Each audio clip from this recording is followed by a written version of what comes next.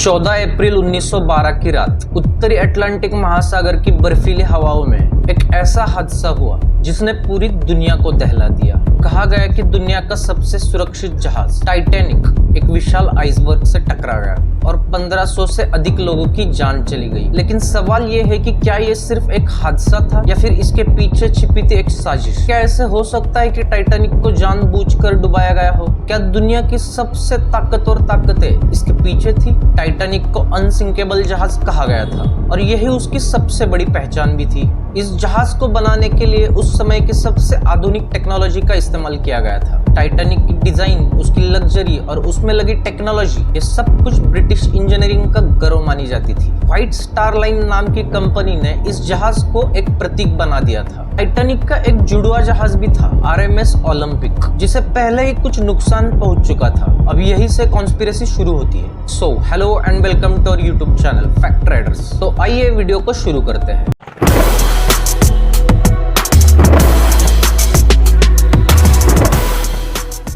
कई कॉन्स्पिरेसी थ्योरिस्ट्स का दावा है कि दरअसल असल जो जहाज डूबा वो टाइटैनिक नहीं बल्कि ओलंपिक था। ओलंपिक पहले ही एक हादसे में बुरी तरह क्षतिग्रस्त हो चुका था और उस पर इंश्योरेंस क्लेम मिलना भी मुश्किल था। कहा जाता है कि व्हाइट स्टार लाइन ने ओलंपिक को ही टाइटैनिक के नाम से समंदर में भेजा था ताकि उसको डुबाकर इंश्योरेंस के पैसे हासिल किए जा सके। टाइटैनिक और ओलंपिक की डिजाइन बहुत हद तक एक जैसी थी, मगर उनकी कुछ विशेषताओं में अंतर भी था, जैसे खिड़कियों की गिनती और उनकी बनावट। इन छोटे छोटे अंतरों को थ्योरिस्ट्स ने आधार बनाकर इस साजिश की ओर इशारा किया। टाइटैनिक को जिस कंपनी ने फंड किया था उसके मालिकों में एक नाम था JP मॉर्गन, अमेरिका का सबसे बड़ा बैंकिंग टाइकून। JP मॉर्गन ने खुद के लिए टाइटैनिक पर एक लग्जरी स्वीट बुक किया था, लेकिन ऐन वक्त पर उसने अपना टिकट रद्द करवा दिया। सिर्फ यही नहीं बल्कि JP मॉर्गन के कई करीबी दोस्तों ने आखिरी समय में यात्रा करने से इनकार कर दिया। क्या ये सब महज एक इत्तेफाक था या उन्हें पहले से पता था कि इस यात्रा का अंत क्या होगा? टाइटैनिक पर 3 ऐसे अमीर और प्रभावशाली व्यक्ति सवार थे,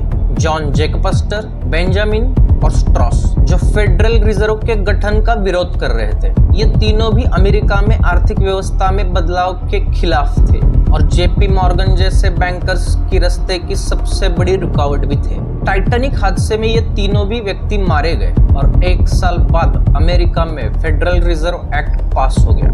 इससे कुछ लोग ये मानते हैं कि टाइटैनिक सिर्फ एक जहाज नहीं था, वो एक सफाई अभियान का हिस्सा था। ओलंपिक के हुए नुकसान के बाद बीमा कंपनियों ने उसका भुगतान करने से इनकार कर दिया था। वही टाइटैनिक पर अधिक इंश्योरेंस था क्योंकि उसे नया माना जा रहा था। अगर ओलंपिक को टाइटैनिक की जगह भेजा गया हो और जानबूझकर डुबोया गया हो तो इंश्योरेंस से करोड़ों डॉलर कमाए जा सकते थे। ये एक आर्थिक षड्यंत्र हो सकता था जिसमें सैकड़ों लोगों की जान की कीमत डॉलर्स में आंकी गई। टाइटैनिक से बचे कई गवाहों ने वर्षों तक कोई भी बयान नहीं दिया, या फिर आप ऐसा कह सकते हैं कि उनके बयान दबा दिए गए। कुछ ने बताया कि जहाज को वार्निंग्स मिलने के बावजूद जहाज फुल स्पीड में चलाया जा रहा था। कुछ क्रू मेंबर्स ने कहा कि उन्हें भी किसी भी सूरत में किसी से ना बात करने के आदेश दिए गए थे। क्या सच्चाई को जानबूझकर छुपाया गया, और अगर हाँ तो किसके दबाव में?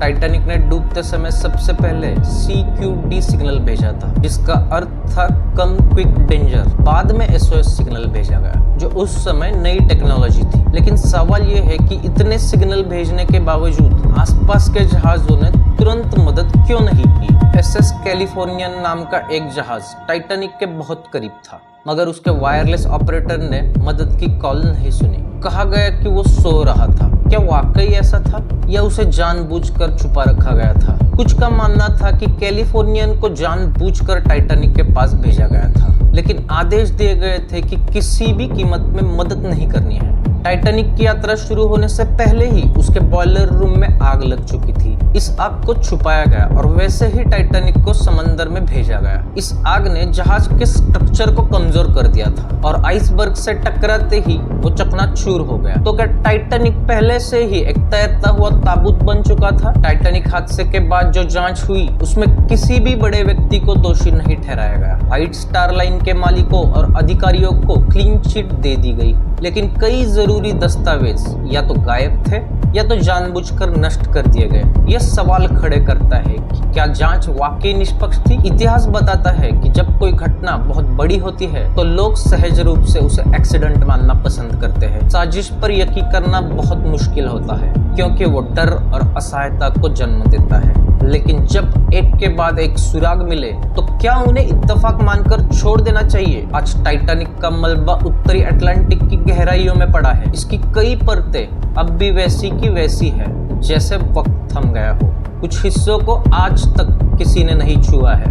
कहीं ऐसा तो नहीं कि समंदर की उन परतों में आज भी वो राज दफन है जिन्हें दुनिया से छुपाया गया। तो क्या टाइटैनिक सच में एक हादसा था या फिर वो एक ऐसी योजना का हिस्सा था जिसे दुनिया के सबसे ताकतवर लोगों ने रचा था? सवाल अब भी जिंदा है और जवाब आज भी समंदर की लहरों में गुम है। लेकिन एक बात तय है, टाइटैनिक डूबा था मगर उसके साथ बहुत सारी सच्चाइयां भी समंदर में दफन हो गई। तो दोस्तों आज की वीडियो में इतना ही। अगर आपको वीडियो पसंद आई हो तो वीडियो को लाइक जरूर करना और ऐसी और भी वीडियोस देखने के लिए चैनल को सब्सक्राइब जरूर करना। तो मिलते हैं अगली वीडियो में।